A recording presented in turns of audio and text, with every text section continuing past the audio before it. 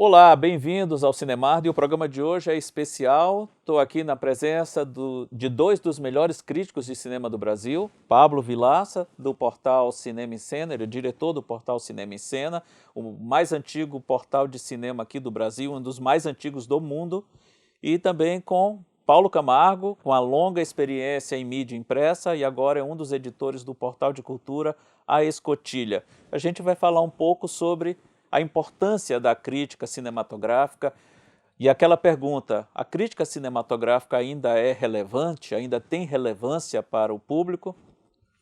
Quem começa? Você acha, Pablo? Eu ando meio, para falar a verdade, bem desanimado, desiludido. Primeiro eu comecei a ficar mais desiludido quando começou o tal do papo do textão. Você escreve um texto com mais de 500 palavras, 600 palavras, começa a chamar de textão. Para mim, textão seria, sei lá... Isso para ti é um textinho, né? Textão os Lusíadas, não um texto de 1000 palavras, 1500 palavras. E, recentemente, o que eu tenho notado é que, às vezes, eu gravo vídeos sobre os filmes. Eu saio do cinema, chego cá, gravo um vídeo breve e falo, olha, vou escrever sobre mais detalhes com o filme. Aproveitando até, você tem ficado famoso pelas coberturas que você tem feito do ano passado para cá em festivais e os seus Snapchats, né? Não, mas o Snap é uma besteira. Primeiro é curtinho, né? 15 segundos. Snap é uma idiotice, cara. Eu não entendo. Eu comecei a usar, na verdade, porque eu não sei se você sabe disso. O Snap hoje é a rede social mais utilizada. Sei, já passou o Twitter. Pra mim é uma coisa inexplicável. Sabe o que é o Snap? Sim. É uma estupidez aquele negócio. Você grava um negócio de 10 segundos, dura 24 horas só. Mas é sintomático, né? Nos tempos que a gente vive. Veja logo, ou ele auto se destruirá em 24 horas. Então, o que eu comecei a fazer? Eu pego os snaps que eu gravo no festival, salvo, e depois eu faço uma coletânea de todos eles, coloco no YouTube para registrar a cobertura. Mas aí quando eu gravo esses vídeos, por exemplo, eu gravei sobre Jason Bourne, eu gravo sobre algum outro filme, começa a surgir gente perguntando assim, aqui, por exemplo, eu escrevi sobre Stranger Things. O cara, você não vai gravar um vídeo sobre Stranger Things? Eu falei, não, mas eu já escrevi sobre ele. Ah, mas eu queria ver vídeo. Isso está acontecendo direto. Pergunta sobre o filme que eu escrevi, o cara sabe que eu escrevi, mas ele quer vídeo. E no vídeo, cara, no texto, o texto é o que eu faço, é a minha área. Você escreve um texto de 1.200 palavras, eu considero que eu explorei o filme muito bem. Para que o vídeo? Preguiça. Então, isso tem realmente me desestimulado, sabe? Consideravelmente, para falar a verdade. Você percebe isso também, Paulo? Eu percebo. Aí, retomando, você trabalhou durante mais de 20 anos escrevendo para mídia impressa. Sim. Depois migrou para o online. Como é que você faz essa avaliação? E também sou professor de jornalismo, também, então isso me dá uma outra perspectiva assim, da intolerância crescente à palavra escrita. Isso me assusta muito, porque mesmo em sala de aula, muitas vezes eu percebo que os alunos ansiam por ter material audiovisual no lugar do escrito. Eu não acho que seja um problema você associar o material em vídeo, acho que é um instrumento didático bastante poderoso, mas substituindo o texto jamais. E me parece que ler se tornou algo que demanda um esforço muito grande para uma determinada geração, contaminando pessoas mais velhas, porque me parece que está se tornando um hábito você não se concentrar para ler um texto mais longo. E daí o próprio conceito de textão é assustador, né? Porque textão parece que é um post grande de Facebook, que na verdade parece que é a dissolução de um determinado tipo de crítica que existia e que tinha uma ressonância e que me parece não ter qualquer eco hoje em dia, que é aquela que realmente se debruça sobre o filme, analisa, reflete, questiona, propõe um diálogo com o leitor. Eu percebo isso de maneira bastante evidente, que as pessoas querem a orientação de consumo, assim, de uma maneira bem prêt-à-porter, assim, rápido e rasteiro. E isso é preocupante, porque a gente faz isso, né?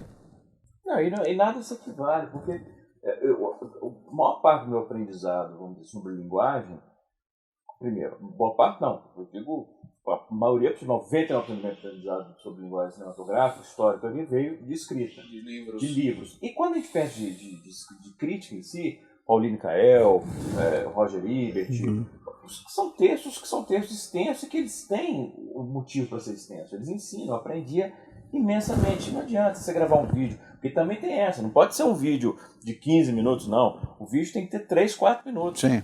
Então, o que você pode discutir em profundidade em 3, 4 minutos? A gente está fazendo tudo errado aqui no Cinemark. Os nossos vídeos têm 15, 20, 1 hora de duração. Mas não é a tendência. Eu sei. Não é a tendência. E é um negócio, é por isso, assim, eu acho que é extremamente frustrante quando você tem um objetivo com a crítica de não ser simplesmente uma resenha ou um guia de consumo, como ele falou, tipo, vai ver, não vai ver. Não, você quer discutir linguagem, você quer que o leitor aprenda um pouco mais sobre linguagem cinematográfica através da crítica. Isso não existe. E isso tem um pouco a ver também com o fato de que hoje em dia boa parte das pessoas leem, consomem qualquer tipo de texto em tablet, em iPhone. E você percebe essa tendência no jornalismo. É muito raro hoje em dia, por exemplo, você ler uma matéria que tenha mais do que 3, 4 parágrafos. São matérias curtinhas e com slideshow, que eu chamo isso de BuzzFeedificação do jornalismo. Você tem que ter um parágrafozinho, uma imagem, um parágrafozinho, uma imagem. Parece que as pessoas estão voltando à infância, quando você aprendeu a ler e que você tinha, Tinha na que verdade, ter um livro ilustrado. que era um livro que era toda ilustração e vinham 3 frases. Joãozinho viu a bola. Aí a gente viu uma bola ocupando a página inteira. Mas eu já vi gente criticar algumas histórias em quadrinhos que tinham balões demais. Tinha muito texto. Aí é um pouco diferente, eu entendo, mas assim, é um pouco diferente porque nós estamos falando do quadrinho. O quadrinho é uma arte essencialmente visual, vocês, né? Quer dizer, é a arte que interessa. Então, se você tem muito balão, bora para ler o livro. Claro. Né? Na crítica, não. A crítica é isso. Ou o livro é isso. Você não pode ficar cobrando. Ela enxuga. Eu ando pessimista. Mas essa degradação da capacidade de concentração das pessoas é algo muito preocupante, né? Porque você sai de um texto que era escrito, impresso, e que migra para a internet, inevitável, decorrente aí dos avanços tecnológicos, mas aí a rapidez com que esse texto da internet foi se tornando mais sintético, mais superficial, e daí se torna praticamente telegráfico, né? Por conta dessas novas plataformas, faz com que toda a possibilidade de você estabelecer uma reflexão, uma discussão mais aprofundada, que force o leitor a parar para refletir sobre o que está lendo, desaparece. Porque o que ele quer é lista, né? Ele quer frases soltas, ele quer dados que lhe deem uma ideia sobre o que você está falando e deu. E mesmo as listas sempre geram polêmicas, né? Por exemplo, teve uma época que me pediram uma lista dos melhores do ano, eu montei a lista, divulguei e começaram a questionar, mas por que filme tal não está nessa lista? Por que filme tal não está nessa lista? Eu tive que dizer, porque a lista é minha. Mas é isso. Quando você fala de lista é uma diversão. Por exemplo, eu detesto lista. Eu não gosto de fazer lista, detesto fazer lista. A única coisa que eu faço mais próximo de lista é no final do ano eu publico uma lista de todos os filmes que eu vi e faço os mais destacados, né? Mas, por exemplo, a lista dos 10 melhores ficções, eu não faço. Sou um grande consumidor de lista. Eu tenho problema, assim, se eu estou em qualquer site, assim, 5 listas dos grampos de cabelo mais interessantes. Eu vou ver essa lista. Não sei fazer a menor ideia do que é o interesse do grampo de cabelo, mas eu quero ver a lista. Mas o propósito da lista é esse. O propósito da lista é só uma referência rápida e que a polêmica faz parte da minha vida. Nunca vai ser completa para cada um. De novo, isso não é o texto. O objetivo do texto é outro, completamente diferente. Porque as pessoas querem isso, querem lista, querem imagem. As pessoas, que eu estou generalizando, né? Mas é um negócio... Qual que é a saída? Porque eu percebo em mim. Eu cresci lendo e tenho uma fascinação por leitura. Eu tenho aqui eu sempre tenho no Kindle, sabe? Eu estou sempre lendo. Sempre tem um livro que eu estou no meio dele que eu estou lendo. Mas quando eu estou na internet, o meu déficit de atenção, hoje em dia, é menor do que era. Se eu começo a ler um texto aí, tem 5, 6, 7, 8 parágrafos, eu já começo a ficar inquieto. Eu tenho que me condicionar de novo, falando, peraí, cara, que isso, sabe? Por quê?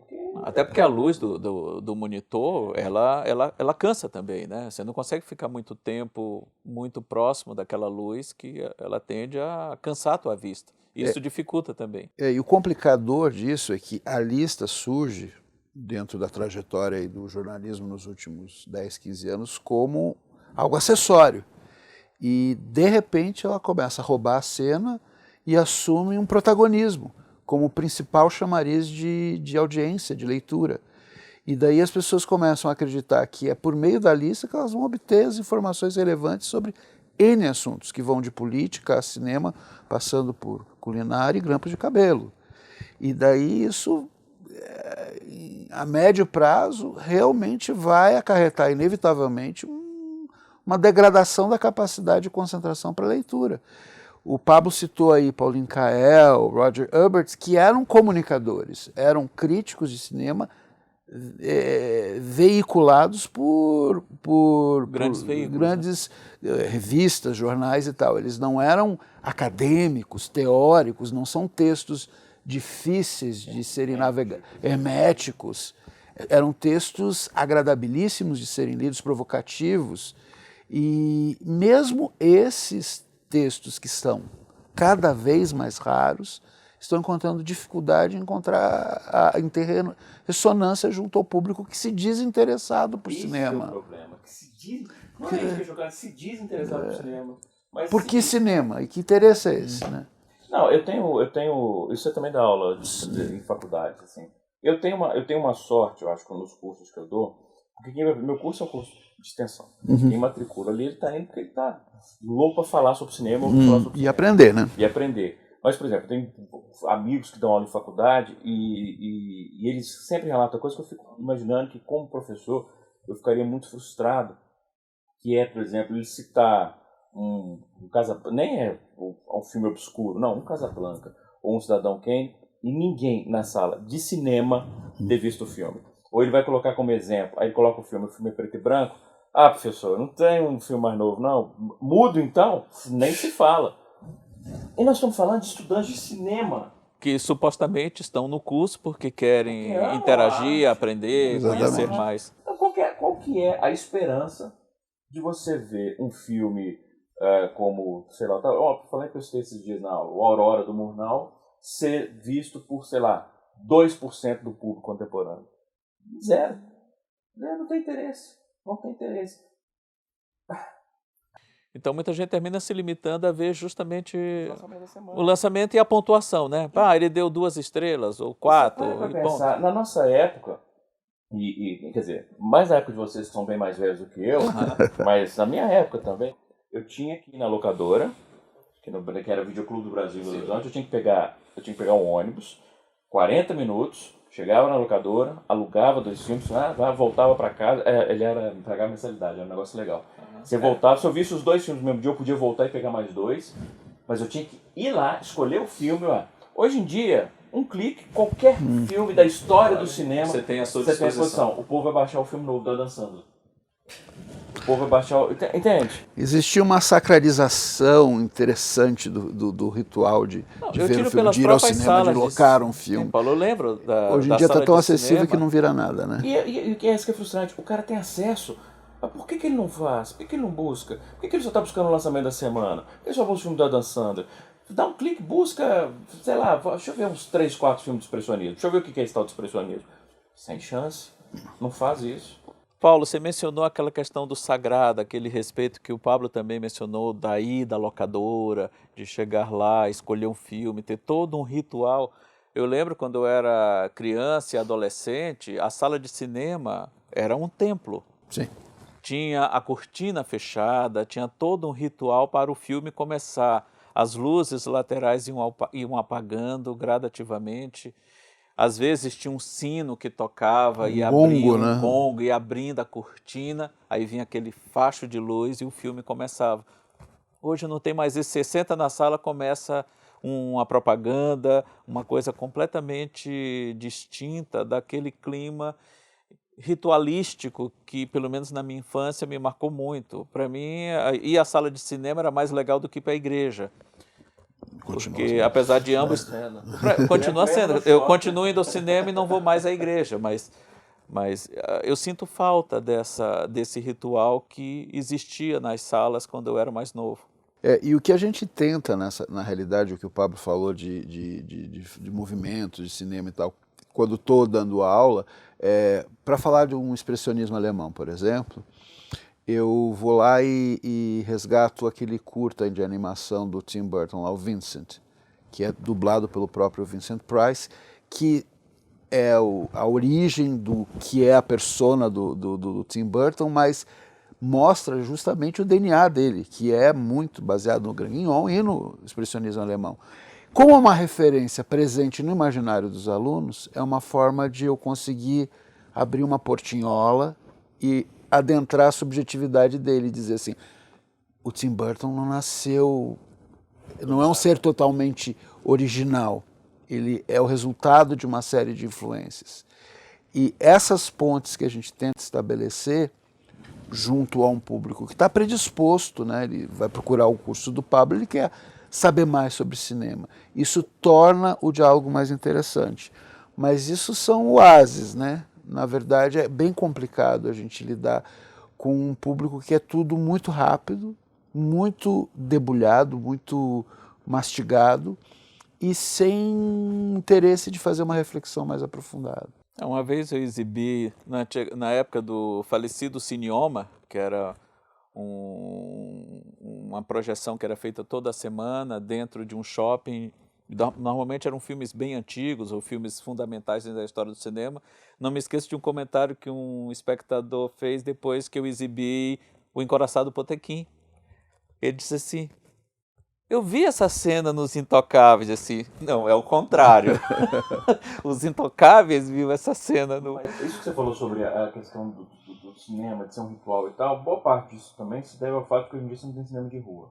Porque antigamente as pessoas elas se vestiam para ir ao cinema, estavam indo ao cinema. Hoje em dia não, elas vão ao shopping e aproveitam a sala de cinema lá no cinema, vão na parte da sala olham aquele painel, o que tiver começando naquela hora. Eu não estou indo pro cinema tal, ver o filme novo do fulano, não. O que está passando? A próxima sessão é tal? Vamos entrar e vamos ver. Como é que você perde completamente de qualquer E o pior, às vezes vai com a intenção de ver um determinado filme, mas a sessão daquele filme ou acabou de começar e a próxima só vai ser dali a 2, 3 horas. Para não perder a viagem, eu vejo o que está qualquer passando. E daí dizer assim, mas é legendado. Mas é legendado. Não, é até engraçado, chega agora na bilheteria, né? E a moça diz assim, como se fosse uma coisa assim, desastrosa. Olha, é legendado. E daí todo o pessimismo se justifica de uma certa maneira. Não, é um negócio horroroso, é assustador, assim. Eu falo, e uma coisa reflete na outra. A preguiça, eu estava falando mais cedo, a preguiça de escrever reflete na falta absoluta de qualidade da escrita. Você pega, por exemplo, eu sempre falo isso com os alunos quando eu estou discutindo, uma das coisas que eu discuto é sobre a formação do crítico, eu falo que é fundamental, é triste você ter que falar isso, é fundamental você escrever bem, é óbvio, é a sua ferramenta de trabalho. Já me criticaram, por exemplo, em rede social, quando eu falo, não, tem que escrever bem, que coisa elitista. Como é que é elitista você falar que a pessoa tem que escrever bem na língua dela? De onde? Isso é elitista? Aí você chega, aí eu sempre faço esse desafio. Desafio não, porque não é desafio, porque eu vou ganhar, é óbvio. Que é o seguinte, qual que é o principal portal jornalístico do Brasil? É o UOL, infelizmente, é o UOL. É o principal portal jornalístico do Brasil. Durante uma semana só para não dar muito clique para ele, porque eles não merecem. Entra uma vez por dia no UOL, e clique aleatoriamente em 5 matérias que estão na capa. Ou seja, não é matéria sem destaque, não. As matérias que estão na capa do UOL, que eles estão dando destaque. Clique aleatoriamente em 5 por dia. Eu aposto que vocês quiserem que as 5, não é 3, as 5 vão ter erros de português. As 5 vão ter erro de gramática. As 5, sem exceção. É impressionante a falta de qualidade da escrita, do jornalismo. Não estou falando de alguém que não trabalha com escrita, não. De gente que trabalha com escrita. Vive disso. E aí o que acontece? O cara está lendo aquilo e tal, ele já presume, é assim que se escreve. E aí a gente vai chegar naquela realidade. Não sei se vocês viram do Mike Judge, Idiocracia. Que é aquilo, assim, chega um momento que a gente começa só o elogio da idiotice. A murmurar. O Sacha Fonseca disse isso, não foi também? Uhum. Nós estamos caminhando em direção ao grunhido. Exato. Porque as pessoas perdem a capacidade de comunicação.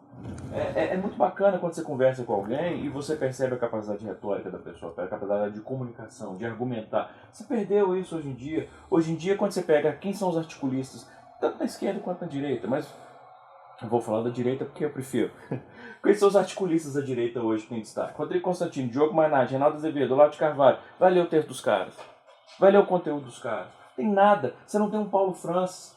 Paulo Francis, eu tinha uma revolta absoluta com o Paulo Francis. É um cara que eu considerava um escroto.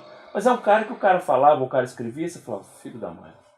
Você pelo menos você tinha que pensar no que o cara falou para poder rebater, porque o cara tinha conteúdo, o cara sabia escrever. Tinha referências e sabia escrever, né? Hoje em dia não, o cara só escreve meia dúzia de frases xingando, petralha isso, que canalha isso, bandido, aquilo outro, não sei o que xinga. E isso vira o que as pessoas presumem ser debate. Se coloca uma ideia que é contraditória com a pessoa diz, ela não contra-argumenta, ela te xinga. Exato. E aí você tem assim dois aspectos. Um, que é o aspecto industrial do jornalismo, que não permite que muitas vezes o texto passe por uma revisão mais atenta, e daí qualquer coisa publicada em tempo real e dane-se. Mas daí tem algo mais profundo e daí mais preocupante, que é a percepção de que tudo bem está errado. Que estar errado é inerente ao texto, não é importante a correção gramatical. Não, eu vou mais longe, Paulo. As pessoas nem percebem que está errado. E mesmo os que percebem, muitas vezes, acabam achando que aquilo é normal. Não é tão grave.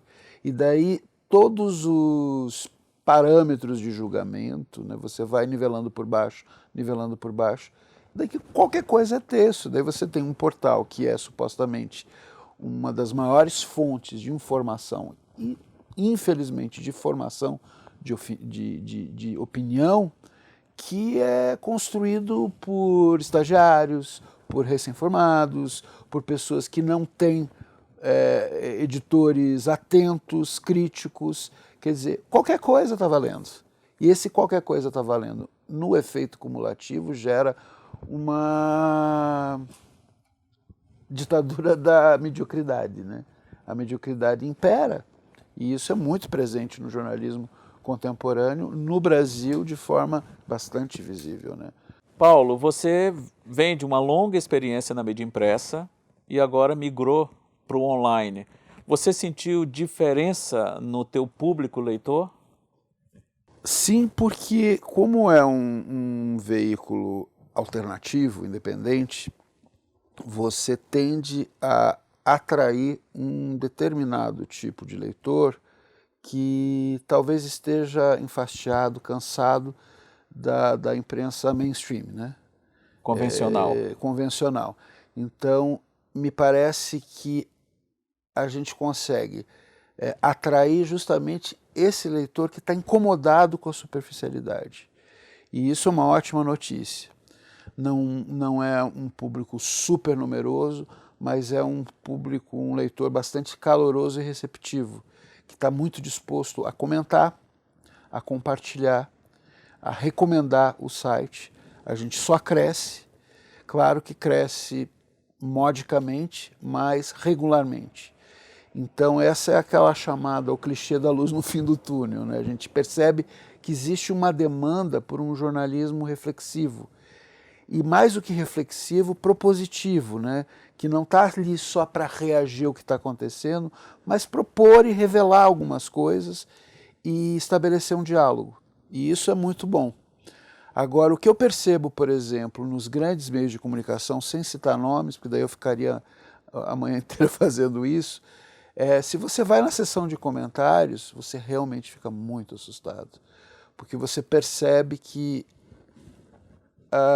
as pessoas estão não pensando muita bobagem e se sentindo no direito de expressar da maneira mais chula, agressiva, deselegante e, quando não, criminosa, né? Porque expressando seus preconceitos de uma maneira extremamente inconsequente. A parte de comentário é o esgoto da internet. Comentário é sempre o esgoto da internet. A minha política agora é essa: não leia comentários. Uhum. Eu me considero felizado porque, assim, no Cinema em Cena, acredito como no seu site também, assim, a área de comentários cara, assim, são debates. Mas isso é raro e porque eu acho que é muito nicho. Se você for em área de comentário de qualquer portal ou do YouTube, você lê durante 2 minutos e você fala, não, cara, quer saber de uma coisa? Acabou. Acabou. Chegamos ao fim da humanidade. Chegamos. Não tem solução. Não tem solução. Porque é uma coletânea de preconceito, de intolerância, de raiva, de ignorância. Você fala, E sem fundamentação alguma, né? Nenhuma. A única fundamentação é o preconceito e o ódio. Como é que você discute? Não tem nem como você debater. Não tem... Eu, por exemplo, eu não consigo nem ver uma porta de entrada para falar, peraí, eu tenho como trazer essa pessoa para a luz. Sabe? Não tem nada que eu possa oferecer a ela. Não tem um argumento que eu possa oferecer. Não tem um link, não tem nada que vai falar. Porra, é mesmo, eu estava errado. E é justamente esse universo paralelo da chamada imprensa independente, que somada é consistente, individualmente é mais tímida, mas somada eu acho que representa um universo de pessoas que estão realmente cansadas, fartas dessa massa de manobra, ressentimento, enfim, sobre a qual a gente está falando, né? Então eu acho que a médio prazo é o caminho para você encontrar vida inteligente dentro da imprensa. E falar vida inteligente dentro da imprensa, invariavelmente a gente tem que falar na internet, né? Porque os veículos impressos, eles tendem a se tornar vintage, né? Charmosos como o vinil. Mas eu vou até um pouco mais longe, pouco significado. Paulo. Eu acho que boa parte dos veículos de mídia impressa não souberam se adaptar bem a essa revolução que a internet propiciou. E ao invés de seguir o caminho de uma qualificação maior, de um refinamento maior no texto, algo mais opinativo, mais fundamentado, eles pegaram o caminho extremamente oposto. E parece que segue o mesmo modelo que muito site usa a internet, assim, textos extremamente curtos, pouco ou nada reflexivos, rasos, sem profundidade, bem rasos e muitas vezes raivosos e completamente desconectado de tudo. E ao passo em que, porque qualquer jornal, por melhor que seja, ele vai ser sempre a notícia de ontem, por melhor que ele seja. Mas aí seria uma oportunidade de apresentar, de ter um tempo a mais para refletir sobre aquilo, para se aprofundar sobre aquilo, mas eles têm feito exatamente o oposto. E o pior, o oposto mais ruim que poderiam fazer. Quando eu leio uma lista num jornal impresso, essas pessoas estão loucas, né? Porque elas estão trazendo uma coisa que já existe de graça na internet, em larga escala, tentando salvar um veículo agonizante. Quer dizer, seria a oportunidade de você dizer, olha, é gostoso ler texto bem escrito, aprofundado, no papel, apurado, pensado, que traz algo para você guardar, colocar ali na tua mesa de cabeceira e deixar para ler mais tarde com mais atenção. E não é isso que está acontecendo. Essa semana, por exemplo, eu li o New Yorker. Ele ainda produz longos artigos investigativos. Eu li uma matéria essa semana, que era um assunto que nem ia falar que eu teria normalmente interesse, mas era sobre como eles desbarataram uma rede de pedofilia num fórum da Deep Web. É um artigo, ele deve ter no mínimo umas 10 mil palavras. Se um texto de 1.000 palavras de textão, esse era uma bíblia. Absolutamente fascinante. Porque você vê assim, o cara, ele descreve com os mínimos detalhes o processo de investigação. Quer dizer, é um negócio que nem me interessaria, mas você vai ficando fascinado pela coisa, porque você aprende, você fala, olha, eu estou vendo uma coisa força do texto, que eu não tinha a menor ideia que existia, que age de uma determinada, eu estou falando da investigação, o processo de investigação, então aquela coisa assim, pô, sair do texto, assim, acho que eu aprendi uma coisa uma realidade que eu não conhecia. Isso eu faço de um longo texto, esses longos artigos que busco, ou de entrevistas, eu não sei se vocês devem ter lido, certamente, assim, porque hoje em dia quando você fala de entrevista com celebridade, é aquela coisa mais superficial que na verdade é simplesmente uma repetição do que está no release. Como é que foi trabalhar com o diretor tal? O que te atraiu para o projeto? Qualquer entrevista que eu vejo hoje, por exemplo, na nossa área de cinema é isso. Você não vai nem perguntar a lógica por trás daquilo, é sempre a coisa mais rasa. Você pega uma entrevista, por exemplo, como o que o Truman Capote fez com o Marlon Brando. Na época que o Marlon Brando estava fazendo Molitude. Não é, né? enfim. É uma entrevista, que não é entrevista, ele passou a noite no hotel com o Marlon Brando, e aí, quando você vai ler o negócio, é uma conversa tão franca, em que o Marlon Brando fala sobre o processo dele criativo, fala sobre as insatisfações com a profissão, ele fala, inclusive, faz críticas, imagina um negócio impensável hoje, faz críticas ao processo de filmagem do longa que ele estava produzindo naquele momento. E aí você sai do negócio e fala assim, caramba, aprendi não só mais sobre o processo todo, mas eu aprendi um pouco mais sobre o Marlon Brando em si, aprendi mais sobre o processo de entrevista. Sumiu, não existe arte de entrevista hoje. E porque o jornalismo era uma forma nobre de expressão e com uma forte conexão com literatura, né? Quer dizer, você tem esses grandes nomes como Capote, Gay Talese e Norman Mailer, que encaravam a sua produção jornalística como obra, como literária, como algo fadado à posteridade, né?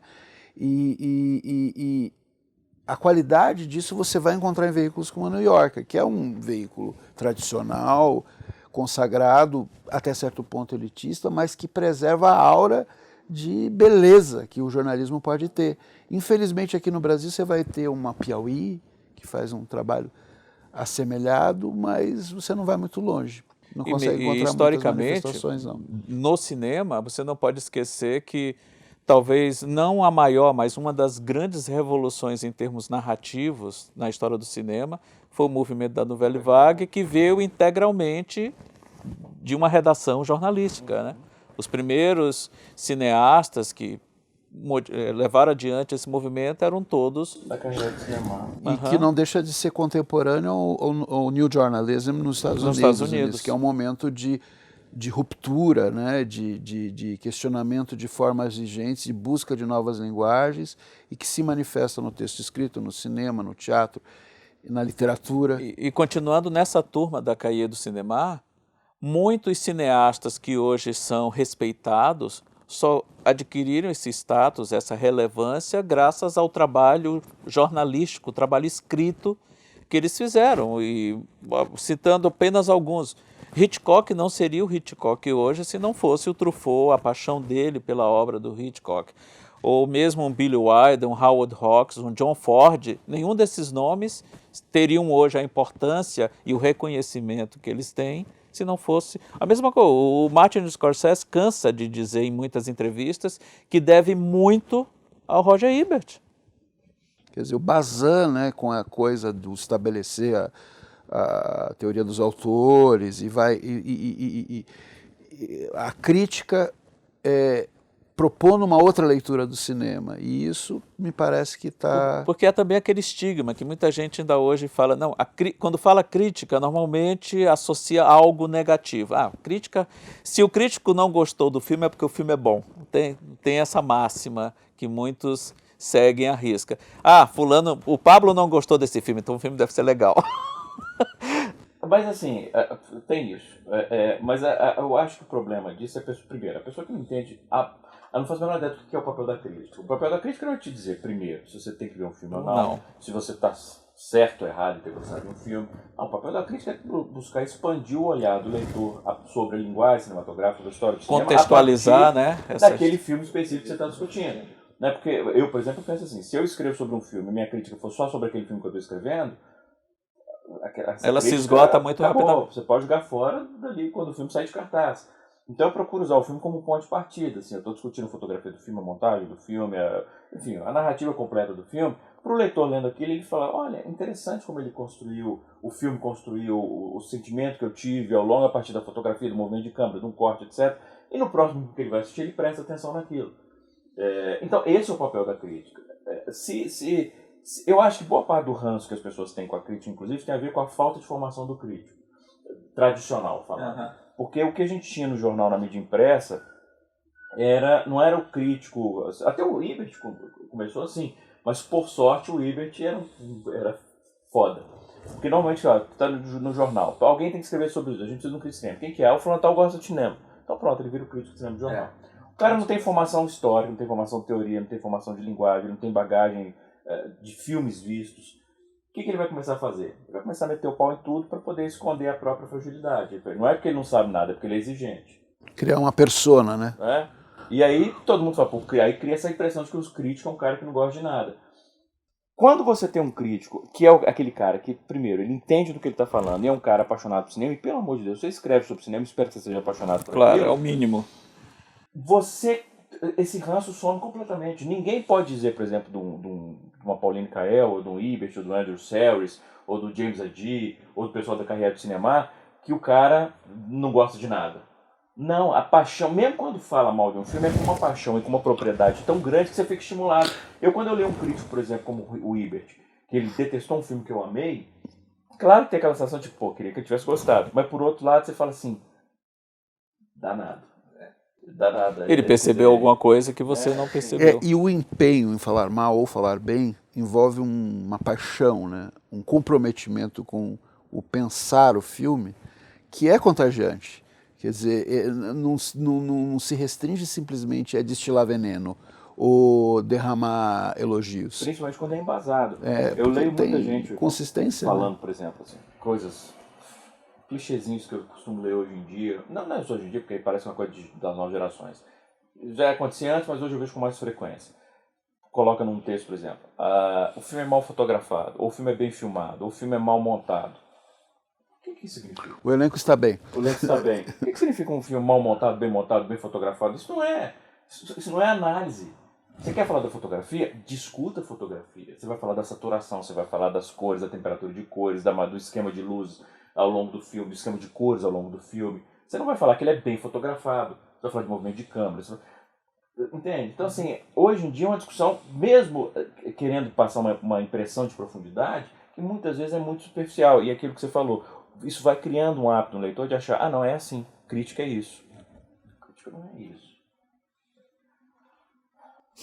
Eu tô terminando cada fala minha com...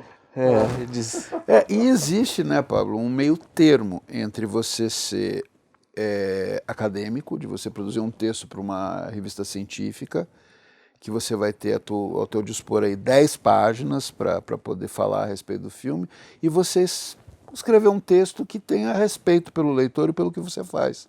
Quer dizer, que não vai abusar de clichês do tipo, a fotografia é bonita. Né?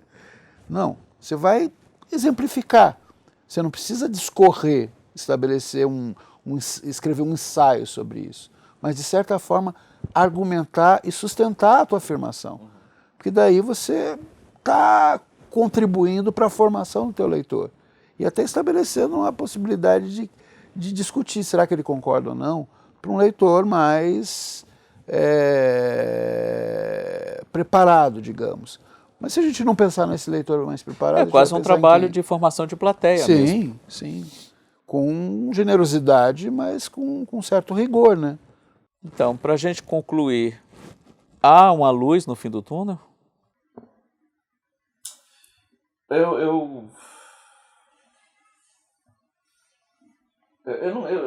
Fiquei terrível que vai terminar numa nota pessimista, assim. Eu tô num momento muito pessimista. Assim. Eu confesso que frequentemente eu tenho pensado em parar. Frequentemente. Mesmo, assim. Qual é o objetivo? Pra quê? Por que eu tô fazendo isso? Você pega, de vez em quando alguém vira e fala assim, de vez em quando com certa frequência o leitor fala assim, aquela série, até agora falando em vídeo, aquela série Cenas em Detalhes que você faz, por que você não tem feito mais? Por que você não tem feito mais? Por que você não tem feito mais? Porque pra quem nunca viu, a série Cenas em Detalhes, eu pego uma cena de algum filme e eu disseco a cena em todos os aspectos, assim, fotografia, montagem, etc, e mostro porque aquela cena é tão boa, ou tão ruim. Porque para fazer um vídeo daqueles Cenas em Detalhes, e notando que meus vídeos eles não têm 1/10 do grau de produção que os seus têm. O meu é uma coisa ridícula. Eu boto uma câmera em frente à televisão e eu vou mostrando e pausando. Então, do ponto de vista de produção, é coisa pedestre. Mas ele exige uma preparação de 3, 4 dias. Porque eu vou ver aquela cena 1, 2, 3 Vai vezes. marcar os pontos. Vou escrever um roteirozinho do que eu quero falar, vou marcar os pontos, etc e tal.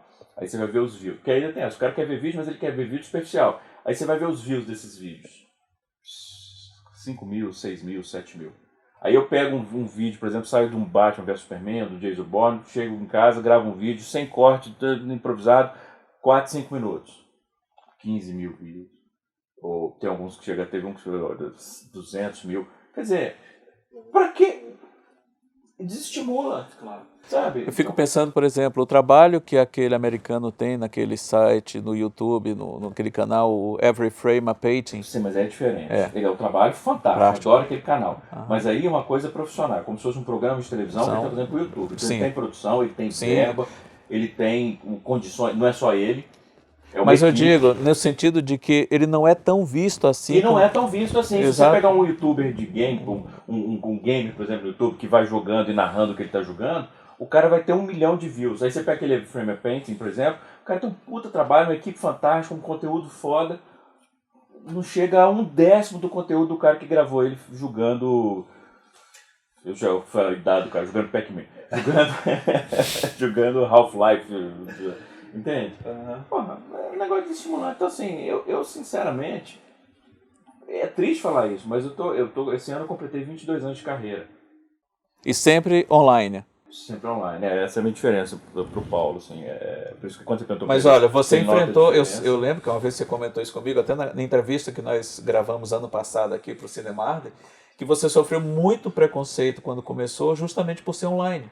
Não, porque quando eu comecei, a internet Era algo ridículo. desconhecido. Ninguém sabia o que era internet. Você falava que você trabalhava na internet, você era vagabundo. Então, assim, eu não tinha acesso nem à cabine de imprensa. A cabine de imprensa era para jornalista.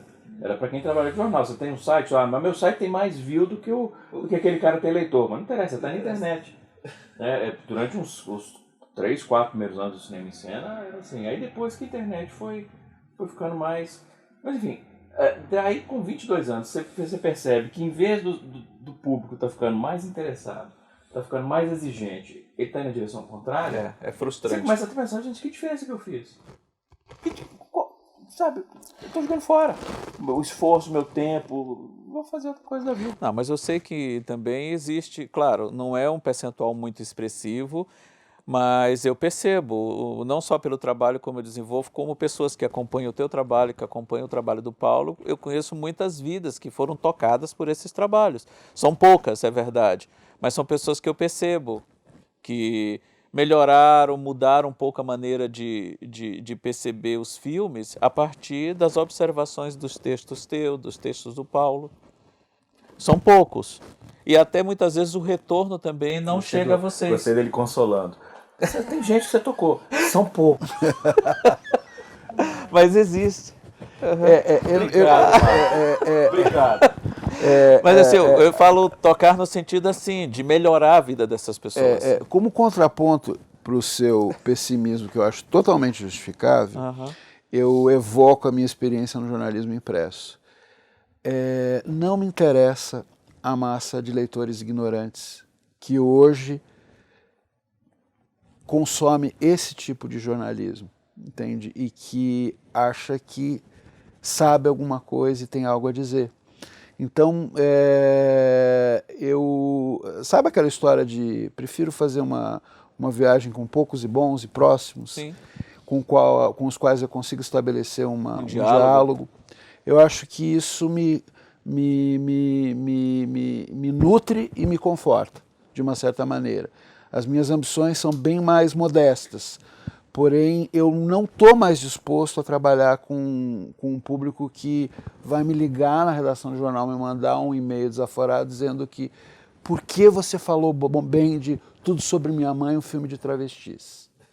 Entende? Não tenho mais esse tipo de tolerância, passei da idade. Então, esse tipo de público já não me interessa. E isso é uma posição bastante firmada e clara para mim. E talvez por isso eu não seja tão pessimista. Pablo, a tua experiência com os cursos de cinema, eu acho que deve ser uma espécie de compensação, talvez, para esse pessimismo, porque você tem um público que te procura e que lota as tuas turmas e que está disposto a ouvir uma outra forma de abordagem do cinema, né?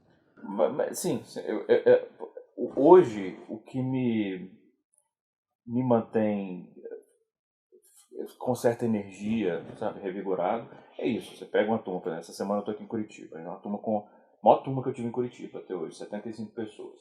E são 75 pessoas, assim, apaixonadas, porque são A turma tem médico, tem advogado, tem engenheiro, tem dois meninos, tem 15 anos de idade, são estudantes, né? Tem todo tipo de perfil. Tem menino de 15 anos, tem gente com 60, acho que a pessoa mais velha da turma tem 60 e poucos anos. Eu já tive aluno de 84, apontei para você, para da sua geração. Sim, da minha geração.